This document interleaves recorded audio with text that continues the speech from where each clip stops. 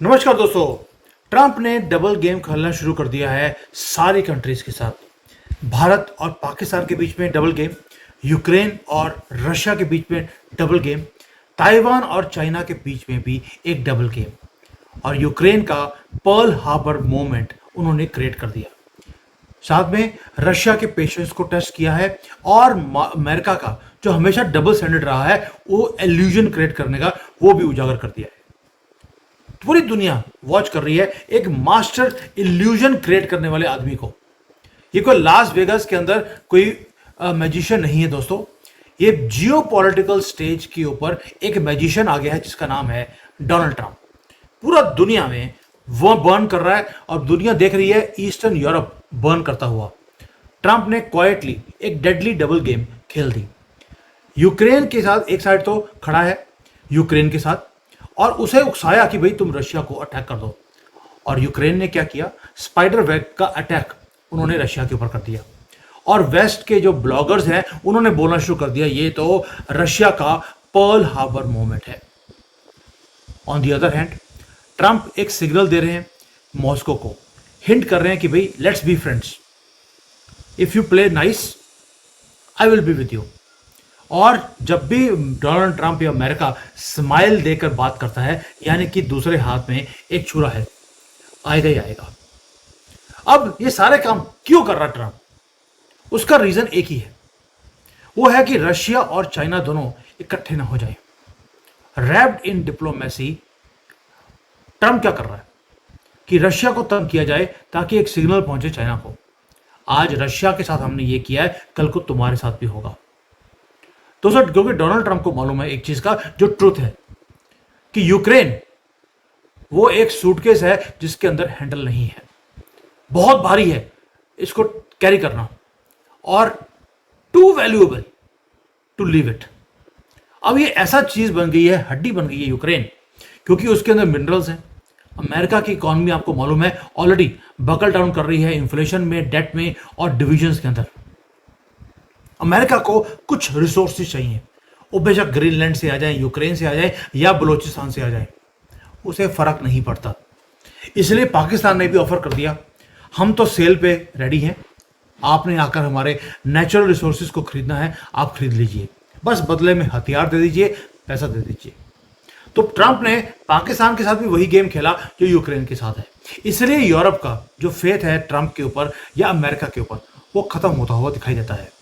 और Trump he is walking a tight रोप। वो चाहता है कि यूक्रेन को डिच किया जाए, लेकिन अगर बहुत जल्दी से तेज उन्होंने यूक्रेन को डिच किया तो एक ही काम होगा कि रशिया और चाइना का जो बॉन्ड है वो और ज्यादा स्ट्रांग हो जाएगा, और अगर स्लो किया तो इतना लंबा युद्ध हो जाएगा कि वो संभाल नहीं पाएगा। सो ट्रंप ने क्या किया, ट्रंप ने बोला यूक्रेन को तुम रशिया के डीप इनसाइड तुम जाकर हिट करो, तुम्हें पूरी हेल्प हम देंगे, बट तुमने हिट बहुत ज्यादा नहीं करना, बस इतना करना ताकि रशिया ब्लीड करे, और इतना करना ताकि चाइना भी को भी हम वार्निंग सिग्नल भेज दें, और इतना ही करना सिर्फ ताकि तुम प्रिटेंड करो कि डोनाल्ड ट्रंप भी गेम के अंदर है और ज़ेलेंस्की भी अभी गेम के अंदर है। And this ladies and gentleman is the new face of hybrid warfare. जो बैटलफील्ड के अंदर लड़ा नहीं जाता, लेकिन बैक रूम्स ऑफ पावर के अंदर ये वॉरफेयर लड़ा जाता है। और ये वॉरफेयर वाले करते क्या हैं, एक इल्यूजन क्रिएट करते हैं सो कॉल्ड पीस टॉक्स की।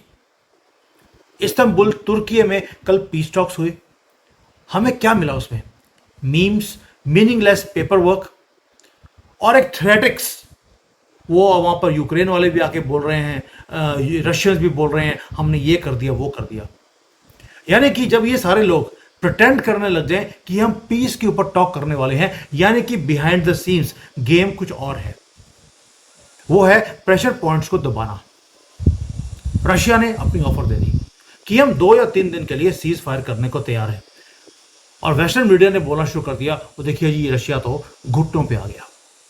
लेकिन रशिया ने बोला हम 3 दिन का विराम इसलिए चाहते हैं ताकि जो हमारे डेड सोल्जर्स हैं वो हमें वापस मिल जाए, आपके जो डेड सोल्जर्स हैं हम आपको वापस कर देंगे।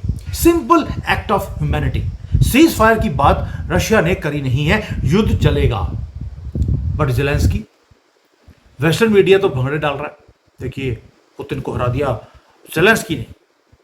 और ज़ेलेंस्की का क्या हाल है, वो गुस्से में लाल पीला हो गया। उसने रशियंस को इडियट्स बोल दिया। क्यों? क्योंकि अगर यूक्रेन ये एक्सेप्ट करता है कि उसके सोल्जर्स मारे गए हैं और वो उन डेड सोल्जर्स को वापस लेकर आता है, तो उन सारे सोल्जर्स को पेंशन्स देनी पड़ेंगी उनकी फैमिलीज को। और यूक्रेन पैसे खर्च दे, ये उनके डीएनए में नहीं है। They are broke. तो वो स्क्रीम कर रहा है, इंसल्ट कर रहा है और मैटर को डिफ्लेक्ट कर रहा है, क्योंकि डेथ भी आजकल जो है एक प्राइस टैग के साथ आती है। और यूक्रेन को उन सारे मरे हुए सोल्जर्स की फैमिलीज को पैसे देने पड़ेंगे, वो देना नहीं चाहता। इसलिए उन्होंने बोल दिया ये सीज फायर मैं एक्सेप्ट नहीं करता हूं।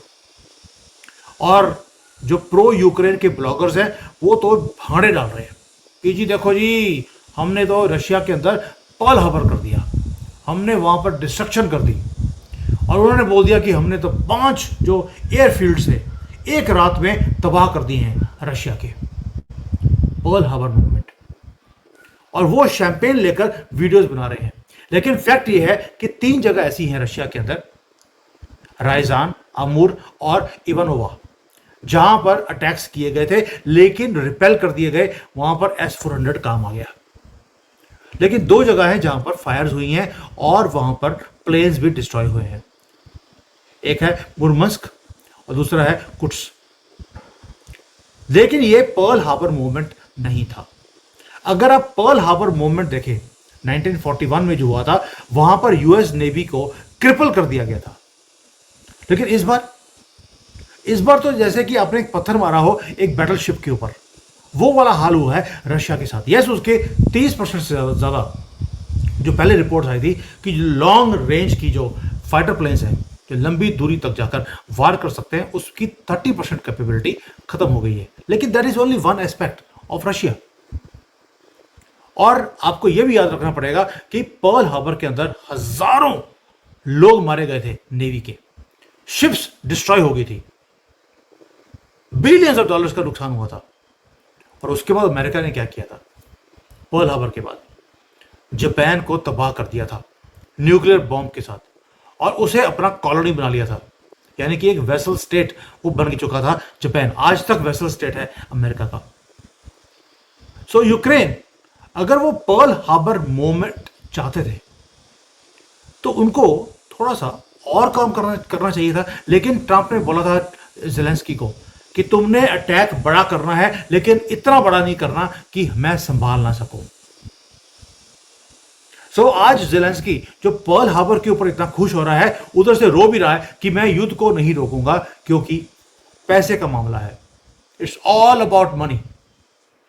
एवरी सोल्जर जो आज मरा है उसको पैसे देने पड़ेंगे अगर रशिया ने वो सारी डेड बॉडीज वापस कर दी। और ऊपर से जो ज़ेलेंस्की है उसने इमीडिएटली पैसे मांगने शुरू कर दिए। अमेरिका वाले कहते हैं हम तो देंगे नहीं। नेटो ऑलरेडी टायर हो चुका है, दे आर टायरिंग आउट। और ईयू डिवाइडेड है, ईयू के पास खुद के पास पैसे नहीं है और यूएसए हेजिटेंट है। तो इसलिए जो ज़ेलेंस्की है आज स्क्रीम भी कर रहा है, सब कुछ कर रहा है और उनकी करेंसी डेप्रिशिएट हो रही है बहुत तेजी से। इसलिए अब उसने ज़ेलेंस्की ने यूके, फ्रांस, जर्मनी सबको दुहाई देनी शुरू कर दी कि अगर आपने यूक्रेन को नहीं बचाया तो आपका जो फ्रंट लाइन, मतलब उसने अपने आप को फ्रंट लाइन बोलना शुरू कर दिया है यूरोप का। कल को कहीं ये ना बोलना लग जाए कि यूरोपियन यूनियन का हेड मैं ही हूं।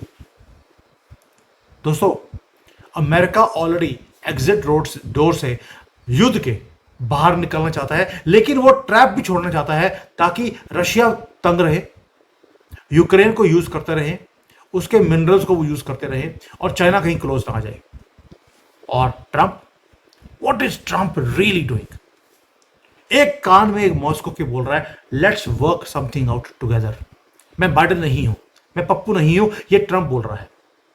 मैं यूक्रेन के लिए आई डोंट केयर। और वो आंख में मार रहा है रशिया को, पुतिन को। और दूसरी तरफ यूक्रेन को ड्रोन स्ट्राइक्स लॉन्च करने की परमिशन भी देता है। यूक्रेन ने कंफर्म किया, उन्होंने ट्रंप को बताया था कि वो अटैक करने वाले हैं, लेकिन ट्रंप ने रशिया को इन्फॉर्म नहीं किया। यानी कि एक तरफ जब वो पीस की बात करता है, दूसरी तरफ अपने मिलिट्री एडवाइजर्स को पोलैंड के अंदर स्टेशन भी रखता है। वो बात करता है सॉवरेनिटी की, लेकिन वो नेटो को बोलता है कि आप फायर को फ्यूल अप करते रहो। दोस्तों, ये इंडिसीजन या बेवकूफी या पागलपन नहीं है, ये है प्रिसीजन ऑफ डुप्लिसिटी, चेस की मूव, जिसका मकसद है रशिया को ट्रैप करना इनटू अ वॉर, ताकि चाइना को आइसोलेट किया जाए, यूरोप को स्केयर किया जाए, डरा कर रखा जाए, ताकि यूरोप अमेरिका की बातें माने, क्योंकि अब यूरोप को मालूम है कि अब डोनाल्ड ट्रंप किस गेम में आ गए हैं। यही गेम था डीप स्टेट का। पहले 100 दिन तो ट्रंप की चली, अब डीप स्टेट अपना गेम खेलना शुरू कर दिया। लेकिन प्रॉब्लम क्या है, रशिया और चाइना दोनों इस गेम को समझते हैं और वो खुद दोनों इकट्ठे मिलकर इस पूरी गेम को काउंटर करने की प्लानिंग कर रहे हैं। We have to be real दोस्तों, कि दुनिया में कोई भी मेजर प्रोग्रेस नहीं आ रही। पीस टॉक्स तो रिचुअल्स हैं, वहां पर कोई भी नेगोशिएशन नहीं हो रहा, बेशक वो इजराइल का हो, वो यूक्रेन का हो, वो भारत पाकिस्तान का हो। There is no real negotiations. और जो यूक्रेन नए नए मेमोरेंडम्स निकाल रहा है वो तो जोक है। वो कह रहा है कि रशिया को कि आप पूरी तरह से रिट्रीट कर लीजिए, यूक्रेन बोल रहा है, और रशिया मानने वाला नहीं है। और मीनवाइल एक तरफ तो बोलते हैं कि रशिया को आप पीछे हट जाइए, दूसरी तरफ वही यूक्रेन सिंबॉलिक स्ट्राइक करता है, not to win no but to provoke Putin.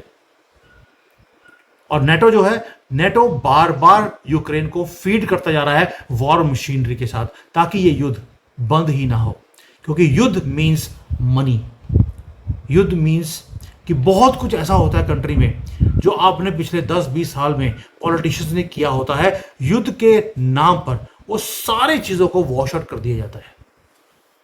और ट्रंप दोनों तरफ खेल रहे हैं ताकि ब्लड शेड कंटिन्यू रहे, और क्योस जितना ज्यादा क्रिएट होगा उतना लीवरेज मिलता है अमेरिका को।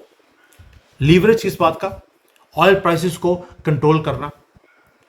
लीवरेज मिलता है रशिया को कॉर्नर करना, रशिया को कॉर्नर करना, लेकिन खुद युद्ध में नहीं जाना। इससे बढ़िया गेम क्या हो सकती है? ऊपर से 2026 के इलेक्शंस आ रहे हैं, उसकी तैयारी ऑलरेडी डोनाल्ड ट्रंप ने करनी शुरू कर दी। ये वो आदमी जो कहता था कि मैं पहले दिन एक दिन में युद्ध बंद करा दूंगा, अब युद्ध को इंक्रीज करने में लगा है, क्योंकि हथियार भी बिक रहे हैं। और फाइनल शोडाउन वो आने वाला है। शोडाउन ये है कि रियल थ्रेट टू अमेरिका ये नहीं है कि वो यूक्रेन को लूज कर देंगे। उसका रियल थ्रेट ये है कि रशिया और चाइना कहीं ब्लड ब्रदर्स ना बन जाए, एंड ट्रंप नोज दिस, और that is why he is stalling, he is smiling and he is strategising. वो यूक्रेन को एक पागल कुत्ते की तरह यूज कर रहा है, and Ukraine is also acting like a mad dog, and Trump is letting Ukraine act like a mad dog. जबकि वो मॉस्को की या पुतिन की कानों में स्वीट बातें बोल रहा है। यही डबल गेम होती है। लेकिन डबल गेम्स जो होती हैं उसका डबल रिस्क भी होता है, क्योंकि एक रॉन्ग स्टेप, एक मिस कैलकुलेशन, अगली बार स्पाइडर वेब नहीं होगा, वो वर्ल्ड वॉर होगा। तो चेस बोर्ड जो है वो पूरा ट्रंप ने बिछा दिया, या डीप स्टेट ने ऑलरेडी बिछा दिया है। It is set. पॉन्स जो आगे वाले हैं वो मर रहे हैं, सोल्जर्स मर रहे हैं, लोग मर रहे हैं, और ट्रंप प्रिटेंड कर रहा है to be the peace candidate, यानी कि वो अपने आप को पोप बोलना शुरू कर दिया है, या पूरे दुनिया का राजा, कि पूरी दुनिया मेरे कारण चल रही है। दोस्तों, यही एक डबल गेम है अमेरिका की, जिसके कारण मैं हमेशा बोलता हूं कि हमें अमेरिका को या किसी को भी अमेरिका को ट्रस्ट नहीं करना चाहिए, क्योंकि डोनाल्ड ट्रंप हो, डीप स्टेट हो, अमेरिका हो, बात एक ही है। They are all hawks and they are never going to let the wars to end. ये सिर्फ एक एक्ट है। पुतिन को कुछ और, भारत को कुछ और, पाकिस्तान को बोल दिया great country, very good friend of mine is Modi, दोनों को खुश रखा और अपना काम निकाल लिया। वही काम अब रशिया और यूक्रेन के साथ हो रहा है। He is really playing a very bloody double game. ना यूक्रेन को समझ आ रही है, ना रशिया को। And where the world is heading, it is right in front of you. chaos, fear, and control. And this is how deep state works. आपको यह समझना है कि कल को क्या होगा। जितना ज्यादा अनसर्टेनिटी होगी उतना डीप स्टेट पैसे कमाता है। मैं हमेशा बोलता हूं, सपोजिंग एक स्टॉक मार्केट है, स्टॉक मार्केट में सिर्फ 0.5% लोग हैं जो पैसे बनाते हैं। बाकी 99.5% लोग वो 0.5% लोगों को पैसे बनवा कर देते हैं। पैसे आप लूज करते हैं, वो 0.5% वाले हैं जो डीप स्टेट के लोग हैं। उन्हें मालूम है कि कब क्योस क्रिएट करना है, कब मार्केट को नीचे लेके आना है, कब उसे ऊपर उठाना है। वो पैसे इस तरह से बनाते हैं। ये chaos is money and this is what Trump is now up to. Thank you. जय हिंद। वंदे मातरम।